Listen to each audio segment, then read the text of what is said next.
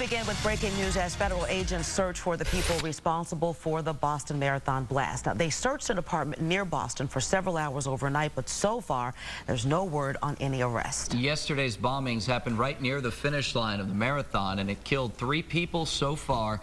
More than 140 others are injured. They are fighting for their lives still this morning. The FBI has now taken over the investigation, and this morning we are joined by former Assistant U.S. Attorney Linda Harris.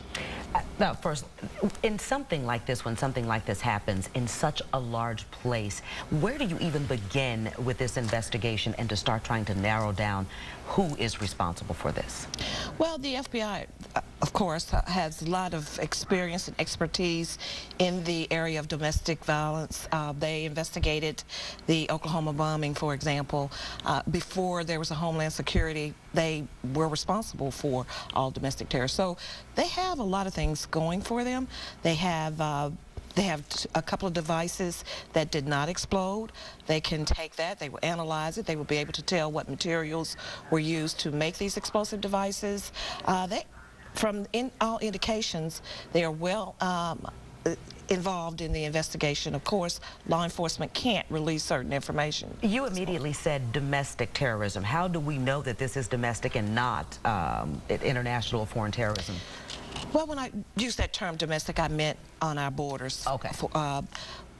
I don't want to jump to any conclusions. Sure. Whether or not the individual responsible for this was in any group, that international group or domestic group. There are a lot of anti-government organizations, extremists who are committing terrorist acts.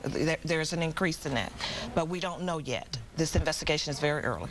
Linda, times have changed. There are so many technological advances since Oklahoma City that you mentioned. So many cameras everywhere. We've seen images of a gentleman who carried 2 backpacks. They're combing through all of these surveillance cameras. How is investigative techniques, how have they changed over the years, and how are they focusing now on using this video to help track down a suspect? I mean, it just seems like there's so much to comb through.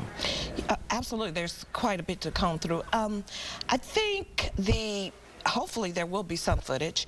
We don't know yet whether or not there were any videos or cameras that captured anything. They will be, of course, looking at all of that. But I think the sophistication is going, or their investigation will definitely involve around the explosive devices that they have. And as you can see, there's some indication that they're closely looking at someone. The footage showed them taking a lot of things from that apartment, which is a good indication that this investigation is well underway. There is no doubt about it. They will find the individuals who are responsible for this.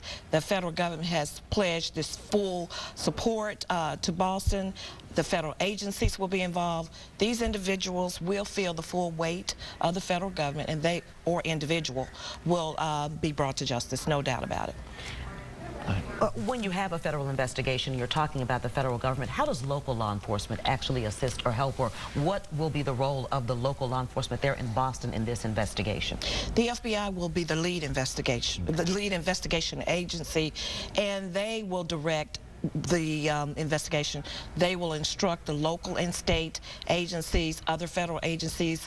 Everyone will have a part in this investigation. It is a team effort in these types of situations. There was such a heavy police presence. Obviously, for a big event like the Boston Marathon, hundreds of thousands of spectators, security seemed to be top-notch and at its best. If someone wants to commit a terrorist act like what we saw yesterday, is there a way to stop them, especially in an event 26.2 miles? How do you canvass that much area to keep everyone safe and secure? Well, I think you will see changes. We live in a different world. The Beale Street, on Beale Street, they are more careful about the searches of individuals who go on Beale Street. I think you will see those types of implementations in place in the future when they're getting ready for a marathon, for example.